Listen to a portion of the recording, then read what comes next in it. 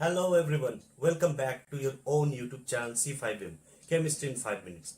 Today we will discuss empirical formula and molecular formula, and within 5 minutes we will learn it. Okay, so let's see what is that. Molecular formula, already we know what are molecular formula. If we write the atoms present in a molecule, the atoms have different elements present in a molecule together with proper number, with proper ratio and all, then it will represent the molecular formula. For example, H2, two hydrogen atoms are there and one oxygen atom is there. So together they are forming the molecule water. Okay, so this is the molecular formula of water. Okay, but sometimes the molecules are very big and we need simplest ratio of the molecules. Like how, since we can't see the molecules, the only we can by analysis and different chemical processes we can find the percentages of different elements present within the molecule, within the compound. So in that case the process is not very simple. Okay, we have to go through a long process, and that's why this empirical formula was required. Okay, so what is empirical formula? It is very simple.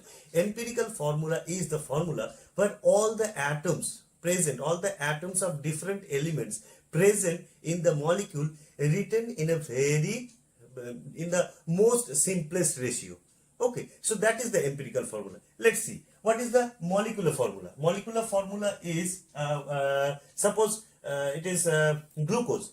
Okay, so glucose, what is the molecular formula of glucose? C6H12O6, isn't it? C6H12O6 means 6 carbon atoms, 12 hydrogen atoms and 6 oxygen atoms are present in the glucose molecule. Okay, but empirical formula is the simplest ratio by which the atoms are present, means the formula in which the atoms are written in their simplest ratio. This is not the simplest ratio. Here the carbon is to hydrogen is to oxygen is 6 is to 12 is to 6. Okay, so this is the ratio of carbon, hydrogen and oxygen. Okay, and if we make this ratio simpler than this, okay, then we can divide all these numbers by 6 and we will get the ratio of 1 is to 2 is to 1. Okay, now if we write the same formula in the simplest ratio, then its simplest ratio will be CH2O. Okay, so this will be the empirical formula of glucose. Okay, let's see another simple example. What is the molecular formula of glucose? What is the molecular formula of sugar? Can you guess? I'm giving you 5 seconds time. Can you guess what is the molecular formula of sugar? Most of you, I think, know it, that sugar is C12H22O11. Okay, so can we simplify it more? Now see, let's try. Okay, C12H22O11. So since this oxygen is odd number, so we can't, the number of oxygen atom is 11, it is an odd number, we can't divide it by 2. Okay, and there is no common number other than 1 by which we can divide all these numbers. So simply the empirical formula and molecular formula both will be same in case of sugar. Okay, same way with the simpler atoms, the water, carbon dioxide, all these molecules have same in empirical formula and same molecular formula. I think it is clear. The empirical formula is the formula of the compound in which the atoms are written in their simplest ratio. Okay, now let's see its use. Okay, one question will be coming to your screen. Just see the question.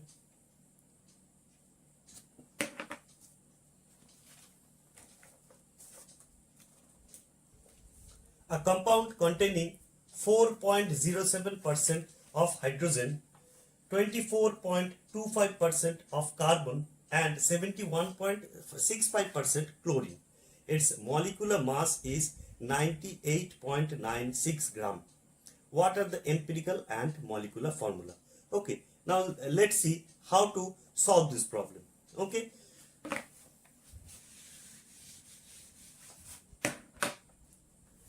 According to the question, the percentage of hydrogen is 4.65%.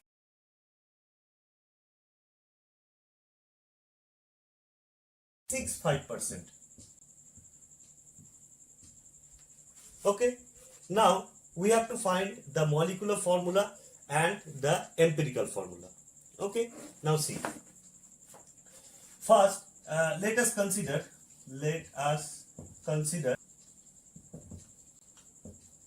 the molecular weight of the compound is equal to 100.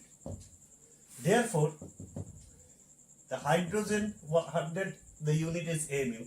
So hydrogen is present 4.07 AMU, carbon is present 2.27 AMU, and chlorine is present of 71.65. Okay. Now, if these are the masses, and then we from here, by knowing the atomic weight, we can find the number of these atoms. Okay. What is the process? First, we have to divide them by their atomic weight. Okay. For simplicity, let us consider the atomic weight of hydrogen is equal to 4.27 divided by 12 and 71.65 divided by 35.5.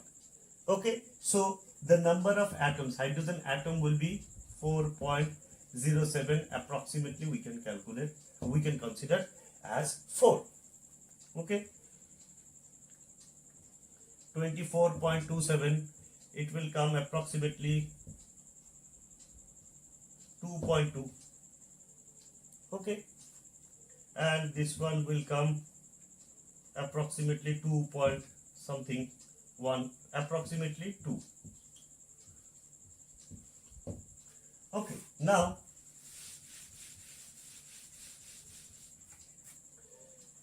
the ratio of hydrogen, carbon and chlorine is coming as 4:2:2. Okay, the simplest ratio is 2:1:1. This is the simplest ratio.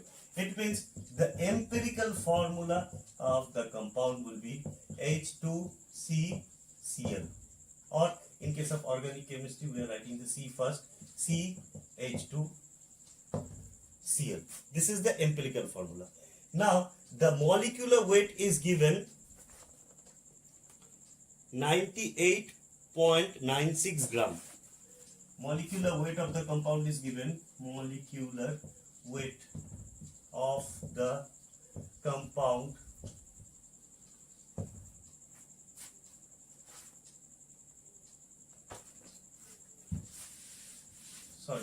the molar mass of the compound is given 98.96 gram. This is the molar mass.